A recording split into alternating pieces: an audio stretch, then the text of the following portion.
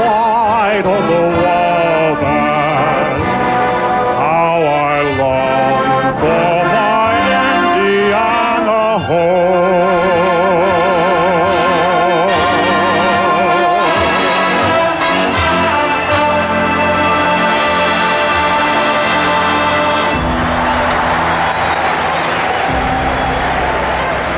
And now for the most famous words in motorsports. Drivers, start your engine! Right on the tail of Marco Andretti.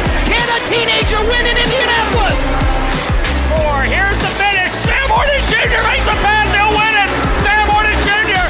It's not a tour de force. It's a tour de pin. I don't know what it is. Danny Sullivan gets him. Danny Sullivan gets him down. No, he's swirling. No, he's spinning. Danny Sullivan spins. But he goes around twice and gathers it in. Absolutely incredible.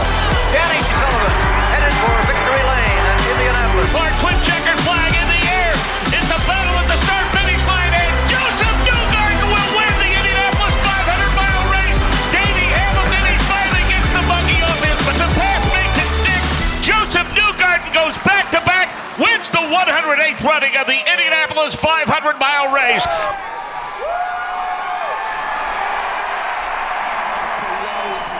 Begins his march towards the Advanced Auto Parts checkered flag. Guys, once again, what can we say about this guy? Well, I don't want to say anything yet because I've seen things go wrong on the final lap. It's looking good, but I don't like to jinx it like that. I'm one of those guys that wouldn't put his hand up until you cross the line because anything can happen in motorsports.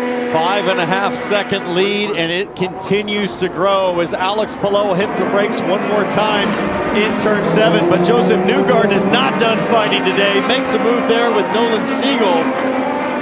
That puts Newgarden up to 12th. Newgarden fighting his way back through the field.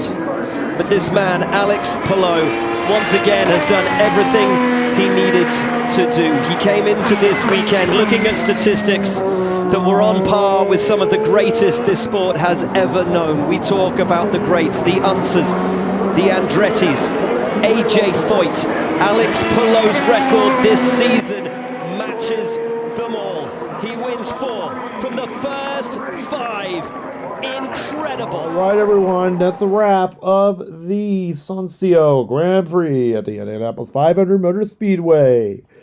Welcome, everyone, back to the Indianapolis 500 podcast, the Board Warner production, and instant reaction to the Grand Prix race at the Indianapolis Motor Speedway. This is your host, Braydyn Bear-Lents, as I guide you along this exciting journey from what was a pretty good race.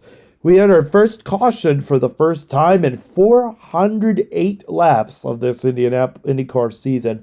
And, of course, it seemed as if that was almost a turning point for the race to keep Alex Palou going. Alex Palou ran the wheels off of his car today. And until probably around the lap 30 or 40 mark, it seemed like Rahal was going to fall apart. And he sure did, falling into the 6th position. And then Pato O'Ward finishes in 2nd, Will Power 3rd, Scott McLaughlin 4th, and Scott Dixon 5th. And so it seemed as if this race was pretty good. There was no rain. There was no bad weather in the forecast. It does look a little overcast right now in Indiana, but I will tell you that it was, for the most part, a really good race. I wouldn't say entertaining, but I would say nice to have until we got the caution flag. I thought to myself, oh, we're going to see a lot more of this action coming up pretty soon. And we did. I'm not saying we didn't, but I'm just saying that it is a great thing to see Alex Palou win such an incredible driving performance. They're comparing him to AJ Foyt with how much starts and wins he has in Indianapolis. If he runs the wheels off his car now, he's going to run the wheels off of it on pole day and maybe get the pole position. And all I'm hoping for after we see this performance today is that he wins the entire thing. Do we need a Penske winning again? Maybe. But it's stressful seeing Penske win anyway. And so seeing Penske win as a non-Penske loving self, you do wonder if the future of Penske was all bright. And yes, it is bright, folks. It's brighter than we've ever seen it. Think about it. You got So you got Alex Palou in first place, bless you. That was my sister's teeth. And then Alex Palou finished at first. And then if Pato O'Ward just wants to escape anybody, and then Scott McLaughlin finished in fourth. Well, if Pato O'Ward wants to escape from anything, he needs to escape from the demons of 2 years ago. This is fuel for him.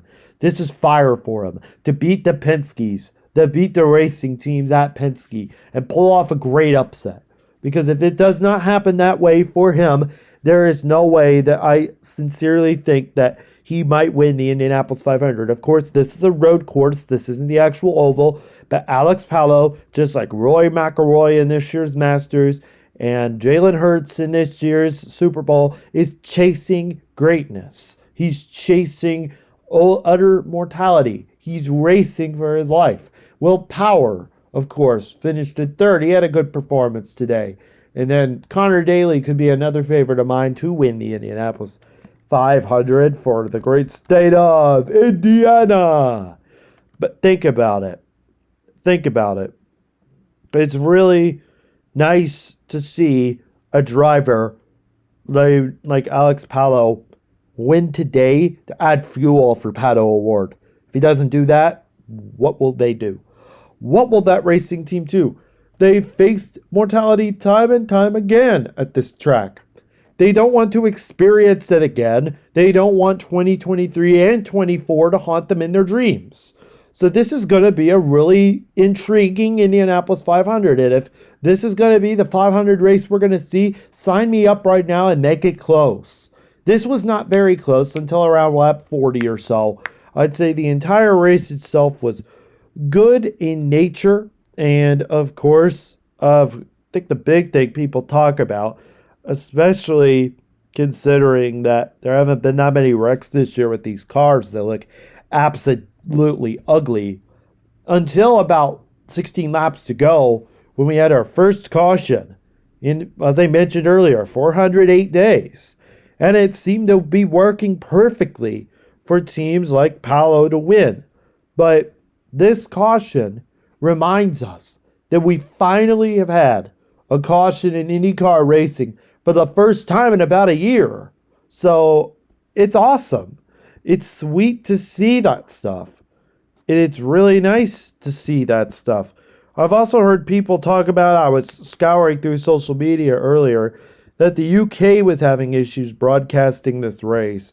And if that's a problem that, like I mentioned earlier, would be a big issue later on, like I mentioned for the television broadcast 2 episodes ago, would be a big problem for international audiences.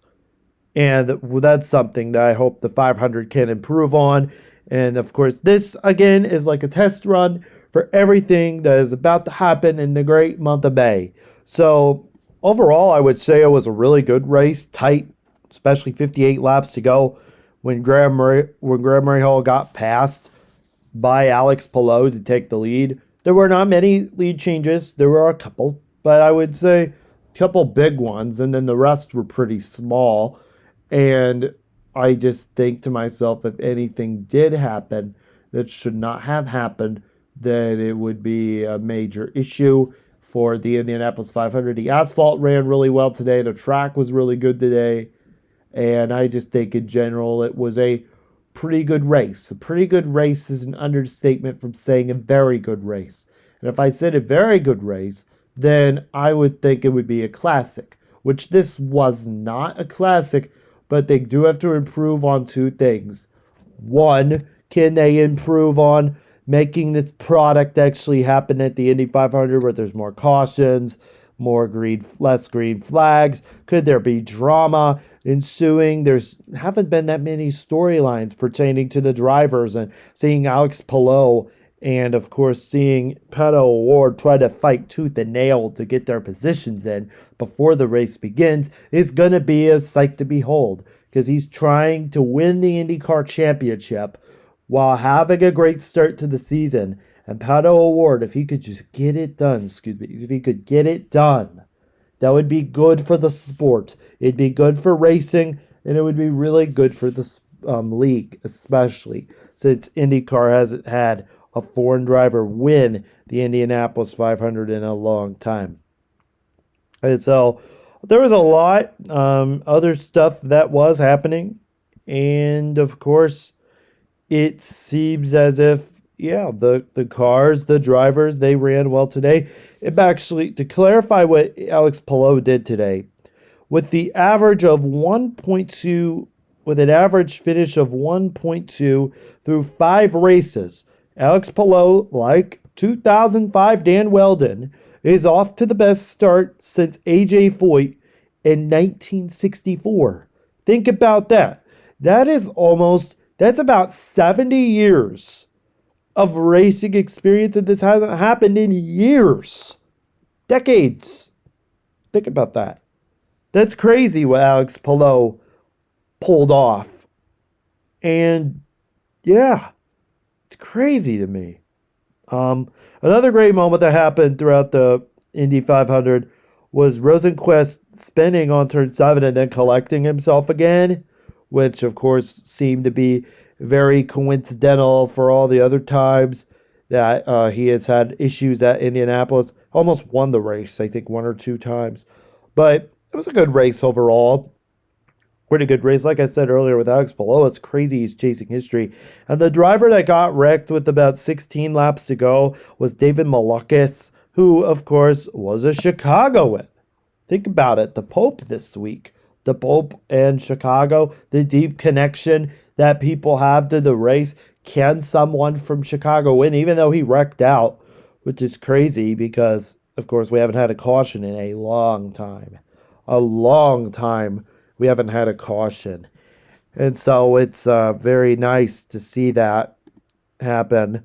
It's also very nice to see that we have some action. Finally, after all this time, IndyCar hasn't had a yellow flag in quite a while.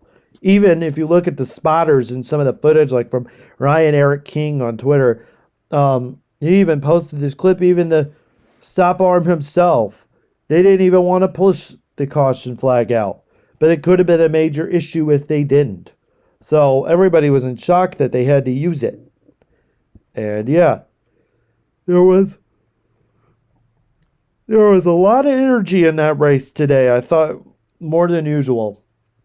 And as I'm looking to my right, I see Alex Palou and Scott and Will Power, and even I've had an award dancing on the top of the stage. There's like a bunch of fire coming out of the top of the stage, and it seems to be a festive environment where they're spraying champagne at this event. Of course, the Indianapolis 500 will take place on May 25th. We will have a lot more coverage coming for you guys related to that race, because it's the biggest event in all of Indianapolis and the biggest event in the world for auto racing. Besides the Daytona 500 and the Southern 400, there's nothing like going to the Indianapolis 500-mile race. And that's coming up on May 25th. So get ready for that, folks. That's going to be a lot of fun. More fun than this. Way more fun than this. The tailgating, the parties, the celebration, everything that we ever could dream of is going to happen on that day. And it may be memorable, and there may be Cinderellas, and there might be shockers, and there might be miracles. But just remember that that's going to be a race where people are going to talk about maybe for the next several decades, maybe next several years. But people don't fully understand what it's like to experience Indy unless you're actually there. And so if Chicago, back earlier I mentioned about Alex Malonco, who I mentioned was from Chicago, would that be crazy if somebody from Chicago won the Indianapolis 500 2 weeks removed from when the Chicago Bulls win the mock draft? That'd be insane. That would just be nuts. And, of course, it would be crazy. Just crazy in general to even think about that. Of course, IndyCar is in a position where they do need more fan press with this new fandom that's coming towards the tracks in recent years. And of course, now with this deal with Fox, it's going to be really exciting seeing where the trajectory of this goes from here. So we'd love to see more action and have more content spewed out during the Indianapolis 500. And so before we end this coverage today, overall, I'd give this a grade of probably a B+. It was a good race. I thought it was a good race in general. And I thought there needs to be more high-octane action before that time comes near and the 500 is upon us. I know I've said 500 a lot, but I think it could be manageable. The final results of today's race are as follows. According to Fox Sports, of course, we're trying to get the leaderboard all pulled up here. I did mention that. Oh, wait, hold on. There we go. And so I did mention that Graham Rahal finished 5th. He actually finished 6th. He finished behind everybody else. And so that was not too shocking yet, not too clear. But he did run a good race today. He led 49 laps compared to Alex Palou running 26. And the only other driver that had a lead was Marcus Armstrong with 6. D. Francisco had 1 lap led. And then other than that, that was everybody that led in this race. And so let's go back to the leaderboard. Alex Palou won the race, of course, followed by Pato O'Ward and Will Power. Scott McLaughlin finished in 4th place. Scott Dixon finished in 5th. Graham Rahal in 6th. Marcus Armstrong in 7th. Kyle Kirkwood in 8th. Rikus VK in 9th. Rosenquist in 10th. Foster in 11th. Joseph Newgarden at 12. Seigel at 13. Alexander Rossi at 14. He ran a good race today. Connor Daly had a good race today. He finished in 15th. Lundgaard finished in 16th. Di Francisco finished in 17th. And then Schwartzman finished in 18th. I'm going to read these by last name because they're not showing me the names on here. I do know their names. I would read them out loud, but that's just something that I'm having an issue with right now. Rasmussen finished in 19th. Santino Ferrucci finished in 20th. Stingray Robb finished in 21st. Ilott finished in 22nd. Dick Malakis from Chicago finished in 23rd. Bell finished in 24th. 25th was Colton Herta. 26th was Marcus Ericsson, and who I forgot to actually mention him before we finish this podcast. He ran into a lot of mechanical issues during that race, and so he couldn't actually get the start off, so that's why he's in 26th.